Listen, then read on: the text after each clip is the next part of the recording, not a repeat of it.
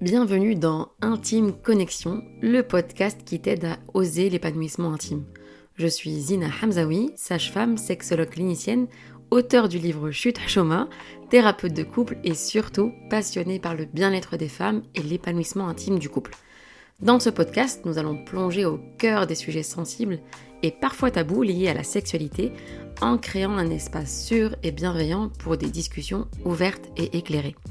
Intime Connexion est dédié à toutes les personnes qui cherchent à comprendre, à développer et à améliorer leur vie sexuelle. Que tu sois célibataire, en couple, novice ou expérimenté, ce podcast est conçu pour te fournir des conseils pratiques, des informations précieuses et des réflexions approfondies pour t'accompagner sur le chemin d'une intimité épanouie, sans chouma et toujours avec respect, pudeur et bienveillance. Prépare-toi à des conversations authentiques, des découvertes enrichissantes et une connexion intime avec toi-même et ou avec ton époux-épouse. Bonne écoute! Salam alaikum, j'espère que tu vas bien ainsi que tes proches. Aujourd'hui, je reviens avec un nouveau témoignage que vous avez très certainement déjà entendu. Un jeune couple qui est marié depuis maintenant 1 an et qui n'a toujours pas consommé son mariage. Alors cette expression, elle me pose quelques soucis, c'est-à-dire que d'après moi, tout simplement, elle renvoie en fait à une image de quelque chose qui va être pris, qui va être, il y a vraiment cette idée de matériel. Donc, quand on parle de consommation, c'est en tout cas à ça que ça me fait penser. Et l'idée, c'est quoi ? C'est vraiment de passer de cette consommation sexuelle à de l'intime connexion, d'où le nom du podcast.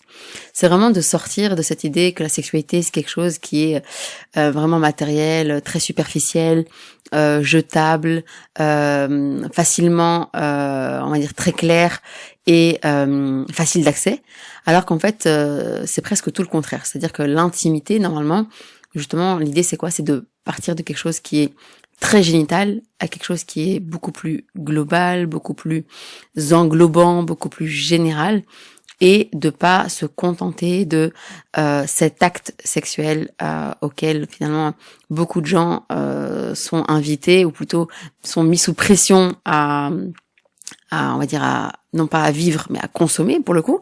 Et là en fait on va voir que le choix des mots il est important, c'est-à-dire que plutôt que de parler de consommation sexuelle, on va parler d'intime connexion, plutôt que de passer à l'acte, on va dire se rencontrer, se connecter, plutôt que de parler de génital, d'acte sexuel, de pénétration, on va plutôt parler de rapport intime, de connexion intime, de rencontre des corps, de moments intimes, de sensualité, de séduction. Et en fait, quand les derniers mots que j'ai cités sont absents, c'est normal qu'il n'y ait pas cette consommation sexuelle. Finalement, quand les gens, donc ici je parle vraiment des deux tourtereaux, des deux jeunes mariés, donc bien sûr quand je dis jeunes mariés, c'est pas forcément des personnes qui ont la vingtaine, ça peut même être des gens qui ont la quarantaine, c'est-à-dire juste fraîchement mariés. Quand l'homme et la femme qui viennent de se marier n'arrivent pas à passer à l'acte, à aller au bout des choses, à avoir un rapport sexuel complet, comme je l'entends ici et là, ceci peut s'expliquer par différents facteurs. Ça peut être un manque de préparation, donc clairement je vous invite à écouter les épisodes précédents dans lesquels je parlais du fait qu'aujourd'hui, beaucoup de personnes mettent l'accent sur le fait de se préparer le traiteur, préparer la salle de mariage, préparer toute la liste des invités, préparer le voyage de noces, etc., préparer le make-up, préparer les parfums et tutti quanti, et d'oublier l'essentiel, c'est-à-dire de se préparer à cette nouvelle vie à deux, de se préparer aussi à cette nouvelle vie intime, qui jusqu'alors est inexistante, en tout cas de manière active pour les croyants et les croyantes. Et donc, quand il n'y a pas eu cette préparation dans la vie intime, c'est normal qu'il y ait des petits couacs. Et donc, quand on n'est pas préparé, quand l'homme et la femme ne connaissent pas leur corps, il s'agit pas juste de l'avoir vu, mais c'est aussi vraiment de comprendre comment est-ce qu'il fonctionne, qu'est-ce qui est normal, qu'est-ce qui ne l'est pas, quand l'utiliser, quoi faire, quoi ne pas faire. Et aussi vraiment comprendre que pour arriver à aller jusqu'à la partie intime, jusqu'au moment génital et à vivre. Donc clairement, quand les gens parlent de consommation sexuelle, les gens qui vont dire ils n'ont pas consommé leur mariage, ils veulent signifier qu'il n'y a pas eu d'acte sexuel complet, c'est-à-dire d'acte sexuel avec une pénétration vaginale. Donc voilà, comme ça le décor est posé. Et donc, faut comprendre que pour arriver à ce stade-là où l'homme et la femme peuvent arriver à un état de relaxation qui va faciliter cette rencontre des corps, pour arriver jusqu'à une rencontre génitale, en fait, ça se fait pas en un claquement de doigts. C'est-à-dire comme je vous le répète régulièrement, c'est pas le bouton on/off, c'est pas l'interrupteur en mode toute ta vie, c'est haram, pas de sexualité, on n'en parle pas d'informations, le flou total, le brouillard. Et parce que maintenant tu es marié, tu t'y connais, t'arrives à te relâcher, t'arrives à te décontracter, t'arrives à kiffer, t'arrives à comprendre, c'est pas aussi simple que ça. Donc cette transition-là, elle a besoin de temps et c'est normal. Après tout, quand on se marie pour la vie, on a le temps, pourquoi se mettre la pression?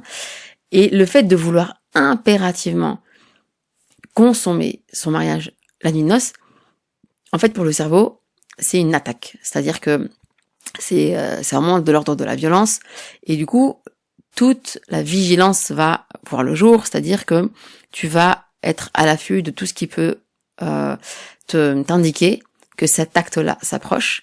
Et donc, tu vas avoir un ensemble de symptômes liés au stress qui vont s'exprimer.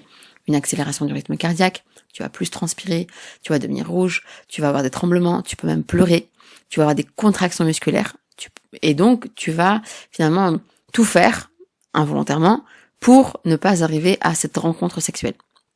Le fait par contre de comprendre ton corps, de le connaître, de savoir comment se passe un moment intime, parce que aussi dans l'imaginaire collectif, quand les gens ont regardé des films, des séries sans que ce soit de la pornographie, ils ont très souvent vu un homme, une femme, aller manger ensemble, puis très rapidement s'embrasser, très rapidement se retrouver dans un lit, très rapidement l'homme au-dessus de la femme, très rapidement voir un drap, une couette qui bouge, et donc monsieur, madame, tout le monde va interpréter ça comme ok, la femme va jouir parce que l'homme lui donne du plaisir, et donc cette pénétration, elle est facile en fait dans cette mise en scène. Sauf que dans la vraie vie, le fait de se retrouver avec une personne qui jusqu'alors était inconnue intimement, ça va vous demander du temps finalement pour vous détendre, pour être en pleine confiance, pour accepter l'idée de maintenant arriver dans une sexualité active. Et donc, comme je vous expliquais dans l'épisode précédent, c'est vraiment primordial de prendre votre temps. Prendre votre temps, ça veut pas dire attendre 10 ans avant d'aller vers cette génitalité, bien sûr. C'est encore une fois, tout est question de consentement. C'est-à-dire que si vous avez envie d'avoir une sexualité sans pénétration, bien vous fasse, j'ai envie de dire, tant que vous vous faites plaisir et que c'est consenti des deux côtés. Mais ce qui m'a poussé à faire l'épisode d'aujourd'hui, c'est quand j'entends effectivement que des couples, après des mois et même des années, n'ont toujours pas consommé leur mariage et qui se mettent la pression pour ça, en fait, et qui comprennent pas pourquoi ils n'ont pas consommé leur mariage. En fait, c'est de comprendre que le stress du début de mariage, il peut amener et l'homme et la femme à déjà anticiper négativement les rapports suivants. C'est-à-dire que dès qu'ils vont commencer à s'embrasser, à se rapprocher, ils vont se dire directement, ouais, de toute façon, il y aura pas de rapport possible. Donc ici, dans la suite de l'épisode, quand je vais parler de rapport, je parle vraiment de rapport avec pénétration vaginale. Ils vont se dire, il n'y a pas de rapport possible. Et donc le fait d'être dans cette anticipation négative va faire que effectivement, ça va pas se passer. Donc se dire que ça va pas se passer, ça veut dire que vous allez saboter ce moment intime. Vous allez déjà être stressé à l'idée que vos parties génitales se rapprochent. Et donc il va y avoir des mouvements visibles et invisibles. Quand je parle de visible, je parle pas d'un monde parallèle, hein. Je vous parle de mouvements sous la peau, c'est-à-dire de contractions musculaires, notamment au niveau du périnée, qui vont faire que la pénétration va être impossible. C'est-à-dire que, pareil, encore une fois, on va distinguer aussi les couples qui arrivent à être jusqu'à un moment intime génital où les deux parties génitales vont se toucher, vont se caresser, vont entrer en contact clair, et pour lesquels à ce moment-là, il va y avoir un blocage. Alors, ce blocage-là, il peut être dû, comme je disais, à des contractions des muscles du périnée, qui font que on a l'impression que, donc les femmes, ce qu'elles décrivent à ce moment-là, c'est comme un mur. C'est comme un mur en bas, on n'arrive pas à avancer, et rien que le fait qu'il y ait ce contact-là, la peur, elle peut prendre le dessus, parce que psychiquement, c'est ok, il va y avoir un passage, il va y avoir un avant-après, et donc, vu que c'était quelque chose d'interdit jusqu'au mariage, cet interdit, il est difficilement levé juste suite à la cérémonie. Et donc, il faut des fois quelques jours, quelques semaines, pour que cette autorisation psychique ait lieu, pour que la détente musculaire puisse se faire, et que la pénétration puisse avoir lieu. D'accord ? Ça, c'est un premier groupe de personnes. Deuxième groupe de personnes, c'est donc l'époux et l'épouse, pareil, ils arrivent à ce même stade génital, et là, dès que il va y avoir ce début de pénétration, en fait, il va y avoir une douleur très importante. D'accord ? Cette douleur, elle n'est pas imaginée, elle est bien réelle, elle est bien vécue et ressentie par la femme. Et donc, cette douleur-là, elle va créer des tensions supplémentaires, et elle va créer un mouvement de rejet du mari. Donc la femme, clairement, elle va repousser son mari, soit en resserrant les cuisses, soit vraiment en le poussant avec les mains. L'homme se sent rejeté, c'est pas juste il se sent, c'est il est rejeté clairement. Et cette douleur-là, elle va installer une plus grande anticipation négative de la pénétration. C'est-à-dire que à chaque fois que les deux époux vont s'embrasser, se caresser et qu'ils ont envie de passer un moment intime, la femme, elle va indirectement commencer à cogiter, à réfléchir, à se dire ah mince, si maintenant je prends du plaisir avec lui, ça veut dire que on va dire le moment vaginal, la connexion vaginale va arriver, et du coup la douleur va survenir et j'en veux pas. Et donc petit à petit, ils vont développer des mécanismes d'évitement pour ne pas avoir à revivre cette douleur-là. Et donc, ils vont peut-être espacer les rapports intimes, développer une intimité sans pénétration, sans essai de pénétration. Et parfois, ça peut durer comme ça des mois et même des années. Donc ça, c'est ce qu'on appelle le vaginisme. Et en fait, ce qui est important ici, vraiment, n'hésitez pas à diffuser cet épisode pour les futurs et les jeunes mariés, parce que beaucoup de personnes sont concernées mais n'osent pas en parler. On va pas venir vous voir salam alaikum, j'ai des soucis d'ordre intime, on a toujours pas consommé notre mariage, on n'a toujours pas eu de pénétration. Donc les gens sont assez timides là-dessus, et c'est très bien d'être timide sur sa vie intime, sauf qu'en fait il faut comprendre qu'il y a des solutions à ça. Donc la première des choses à faire ici, c'est déjà soit d'accepter soi-même en tant que femme de vous examiner au niveau vaginal, donc déjà de mettre un miroir au niveau vaginal, d'introduire un doigt juste à l'entrée et de voir effectivement qu'est-ce qui se passe, de mieux comprendre vos parties intimes, ou bien de laisser votre mari le faire, ou si pour vous c'est trop compliqué, c'est trop tabou, ce qui est tout à fait acceptable, hein, vraiment consultez votre médecin ou une sage-femme. Et là, l'examen qui va avoir lieu dans cette prise en charge médicale, il va se faire sans aucune douleur. C'est-à-dire que quand on va examiner une femme, on doit lui expliquer ce qu'on fait, on la fait d'abord respirer, on la met dans un état de détente, on discute avec elle. Vraiment, on décortique en fait le moment, on met un gant, on met un lubrifiant ou on met une huile, et on y va millimètre par millimètre. Et le fait de vraiment prendre ce temps-là pour effectuer cet examen vaginal, on va effectivement voir est-ce que il y a une hypertonie périnéale, est-ce qu'il y a un hymen qui est beaucoup trop résistant, qui est clos en grande partie, qui pourrait expliquer ces douleurs-là. On va aussi voir s'il n'y a pas une vulvodynie. En fait, on va faire comme un petit dépistage pour pouvoir poser ou non ce diagnostic de vaginisme. Parce qu'il y a beaucoup de femmes qui viennent me consulter en me disant oui, je souffre de vaginisme, mais en fait, quand je vais mener mon entretien avec elles et puis que je vais les examiner, en fait, il n'y a pas du tout de vaginisme. C'est juste qu'elles sont dans une telle anticipation négative de ce moment génital vaginal que ça y est, hop, elles se sont autodiagnostiquées vaginiques. Et vous savez, pour celles et ceux qui m'écoutent depuis longtemps, je n'aime pas quand on dit qu'une femme est vaginique. En fait, c'est une femme, même un couple souffre de vaginisme à un moment donné, lié à des circonstances données, mais c'est tout à fait on va dire, pris en charge. Et une fois que c'est pris en charge, c'est résolu, d'accord? Donc je disais, premier groupe de personnes, premier groupe de couples, on va dire, c'est il y a même pas encore eu cette douleur, qu'il y a cette peur de la pénétration qui fait que la pénétration n'a absolument pas lieu et il s'arrête déjà là. Deuxième groupe de couples, ce sont des couples qui arrivent à avoir un début de pénétration, mais ce début de pénétration va se heurter à un obstacle qui est la douleur. Et donc là, on va essayer de distinguer d'où vient la douleur, de quelle nature est-elle et comment est-ce qu'elle peut être prise en charge. Et le troisième type, c'est et la peur et la douleur. C'est-à-dire que la femme va accepter de recevoir le pénis au niveau vaginal, sauf qu'elle va trembler un petit peu, elle peut même pleurer. L'homme comprend que c'est pas contre lui et donc il va trouver les mots rassurants pour la réconforter. Sauf qu'à un moment donné, lui, il n'arrive pas à comprendre pourquoi aussi ça n'avance pas. Donc ça, c'est vraiment les termes qui reviennent en thérapie.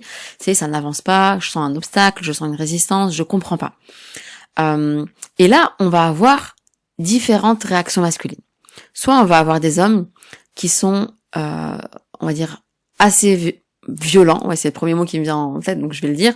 Qui vont être assez violents et qui vont un peu forcer le passage et qui vont limite vraiment communiquer ce stress-là à leur femme en mode c'est pas possible, c'est pas normal, moi j'ai pas attendu tout ce temps-là pour ça. Et cette réaction masculine, elle va en fait intensifier le stress chez la femme et donc elle va intensifier cette hypertonie périnéale et du coup elle va intensifier la douleur vaginale. Et donc là, le vaginisme il va être installé et donc il va être finalement le fruit d'un problème de communication au niveau du couple et d'un dépassement de limite qui a été finalement le non-respect de l'épouse sous prétexte que monsieur avait déjà trop attendu, d'accord? Ça c'est une première réaction masculine qu'on peut observer.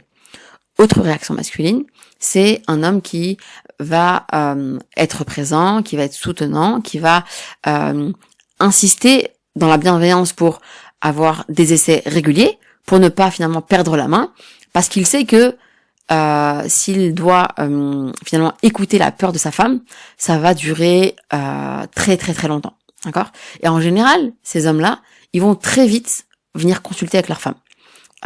C'est des hommes vraiment qui sont très bienveillants, soit ils ont déjà eu une première expérience dans un précédent mariage, et donc ils se disent voilà, moi je sais que c'est pas une situation normale et qu'il y a des solutions à ça, et donc on vient pour chercher des solutions. Ou bien ce sont des hommes qui ont jamais eu d'expérience sexuelle, mais qui se disent voilà, j'ai compris le concept de santé sexuelle et donc je viens consulter pour ça.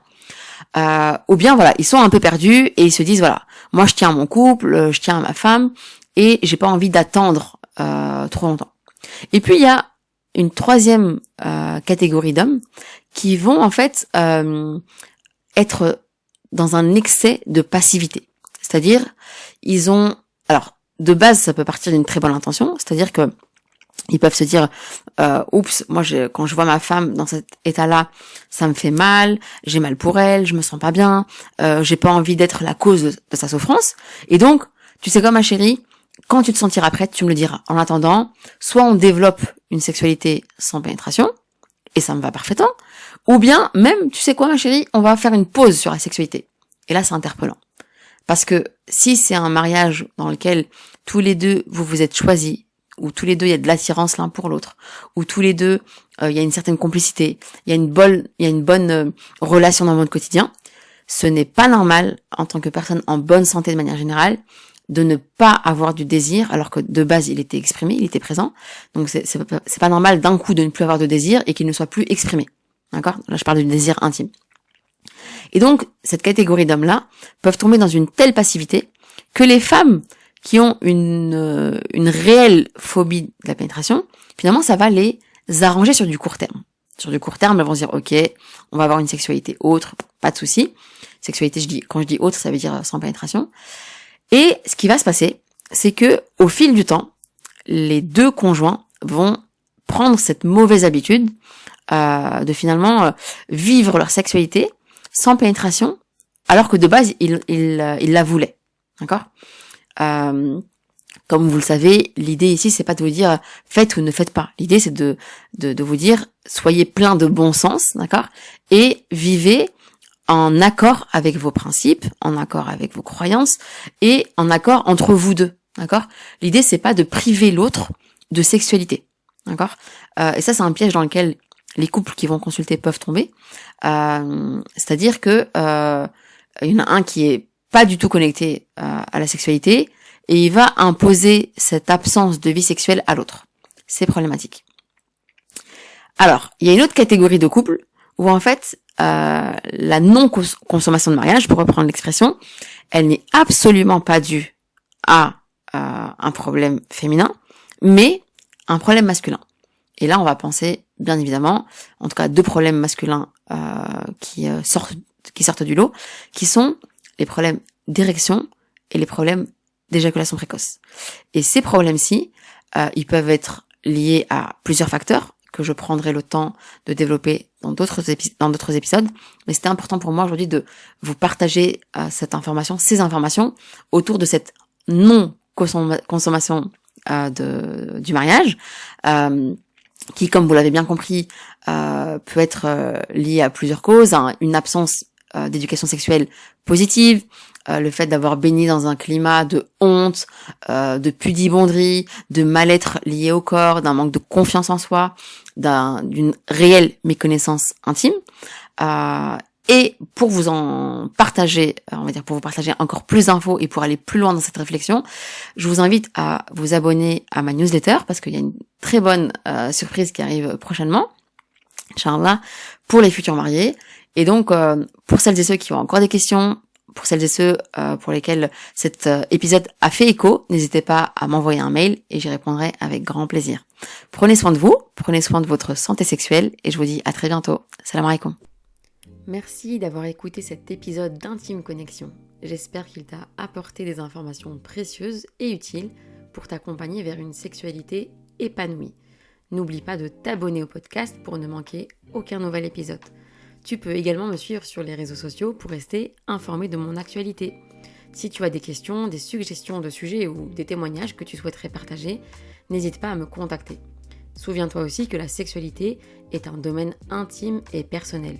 Et si besoin, tu peux consulter une ou un professionnel de la santé pour un accompagnement personnalisé. Merci encore d'avoir choisi Intime Connexion comme ressource pour explorer la sexualité, briser les tabous et créer des liens intimes plus profonds. Prends soin de toi, cultive l'amour et l'intimité et je te retrouve très bientôt pour un nouvel épisode d'Intime Connexion.